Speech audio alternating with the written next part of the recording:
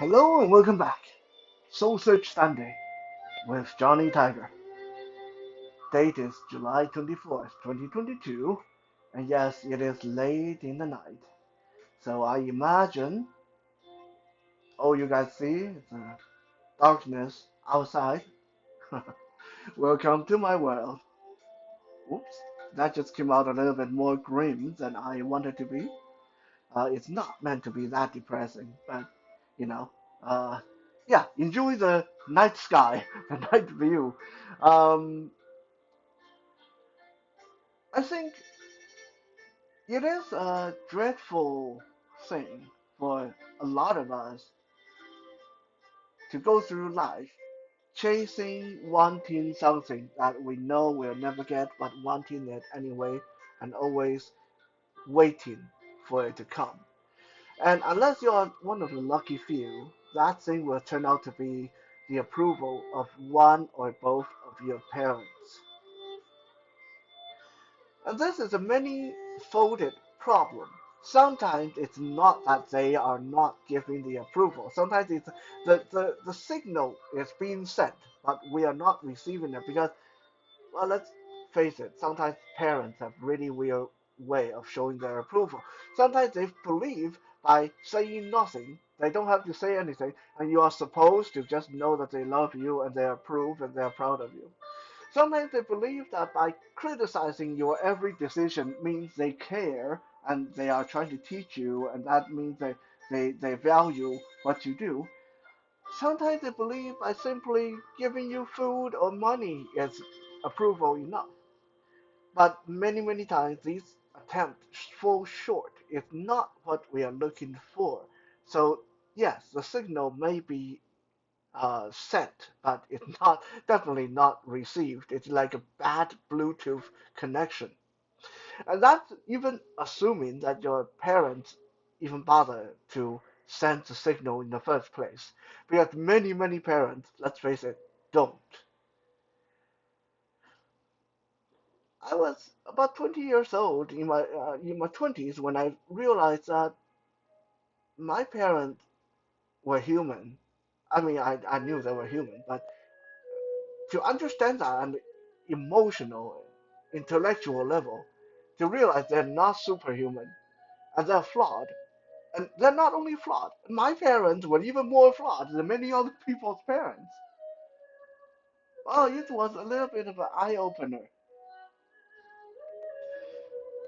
But still, many years of my life, I still find that there's a wistful, uh, childish part of myself that say it would be so nice if dad can simply tell me that he's proud of me. And that is really difficult when it comes to my father, because my father has lived a harsh life, a very harsh person. To get any kind of positive reinforcement out of him is nearly impossible. For example, I have been training in martial arts since the age of 9. Heck, before the age of 9, I started training in martial arts since 8.5 years old. I've been teaching martial art before I even turned 20, which means I'm 40 years old now, so I've been teaching martial arts longer than 20 years. I have fought in matches, both professional and uh, private, and sparring. I fought on the street. I got into tussles on the street. I've completed military boot camp training. I've taught police officers. I've taught reserve soldier in reserves. But my father still maintained number one, because I'm blind, I cannot fight. Number two, even though he is 80 years old and out of shape, he will still kick my ass if we come to blow because I'm blind and I can't fight. Yeah, I'm not even making this up. He actually said that, and quite recently, actually. How quickly has he forgotten that over 20 years ago? we almost put this theory to the test, him and I. Let me take you back to when I was 16 years old and we were sitting around the dinner table finishing up dinner. My two brothers were discussing uh, things that teenagers like to talk about: who's badass, which girl's pretty in school, and who's sleeping with whose girlfriend. And when they were talking about who was the most badass fighter they knew, my name came up. And my dad scoffed at the idea. My dad said, "You guys got to be shitting me. Johnny is blind. He wouldn't know how to defend himself. He wouldn't know where the punch is coming from. He wouldn't know where to throw the punch." My older brother, now this is what makes my older brother really credible at the time because my older brother and I did not get along. So technically speaking, my older brother wouldn't be someone who's in my corner, but my older brother was a firm believer that I was very dangerous because I kicked his ass several times, putting him in the hospital. And my older brother said that you have no idea what Johnny is capable of. And my dad said, "Nah, you guys have no idea what you are talking about. If you let a blind guy beat you, that just means you suck." So my older brother said, "Look, it's easy for you to just sit there and say that because you know Johnny would never hit you back because you are the father. So it's okay for you to say how badass you are.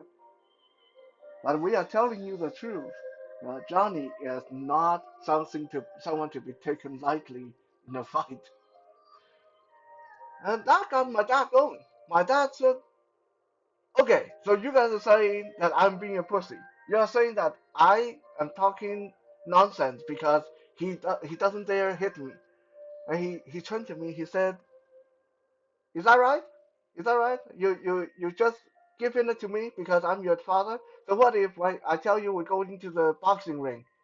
You put on gloves, I put on gloves. I'm not your dad. You're not my son. While we're in boxing ring, would you do that?"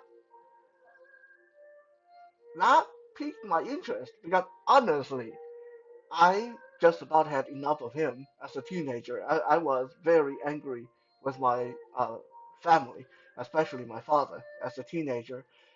And this was like a golden opportunity being offered to me. And I was like, almost like someone asked me, "Hey, there's a beautiful woman in the bedroom looking for you to love her. Would you go for it?" Like, I was like, "Yeah, oh, hell yeah, yeah, yeah." If you're sure, right? We put on the glove. We go to the we go get on the mat or get in the ring, and no hard feeling afterward. And not, yeah, hell yeah. So okay, now we set a date. 3 days hence, 3 days from that, we were going to in the whole family. We were going to go down to the local gym where I and my brothers trained, did our weightlifting and stuff like that. At the gym, there was a little boxing martial art area, and the whole family was going to be witness of me and my dad having a man-to-man showdown. I was 16 years old, so let's see, that would make my father about, I was at 54. Yeah, yeah, about 54 years old.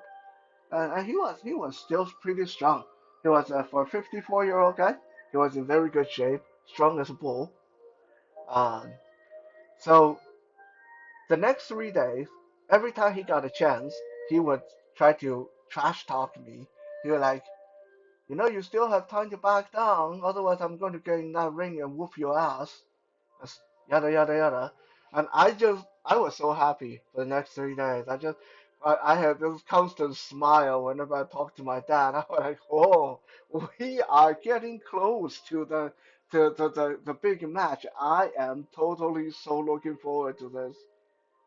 So 3 days came around. The entire family trooped down to the gym, and as we were taking off our shoes, pulling on our gloves, and getting ready to step onto the mat, my dad came up to me again and he said to me, he said, you know, you still have a chance to call this off. And I said, oh, I've been looking forward to this, Dad. I'm not going to back down. I've been looking forward to this. This is going to be so much fun. And right before we stepped onto the mat, my dad threw down his glove, turned around, muttered something about what kind of lousy son would try to beat up his own man, and marched out of the gym. And we never talked about this ever again. Ay, ay, ay. So, back to present day. When my father said to me, he said, you know, even though I'm 80 years old and I don't train, if we get into a fight, I'll still kick your ass because you're blind and you can't fight. All I can think of in my head is, well, okay, let's hope we never have to find out.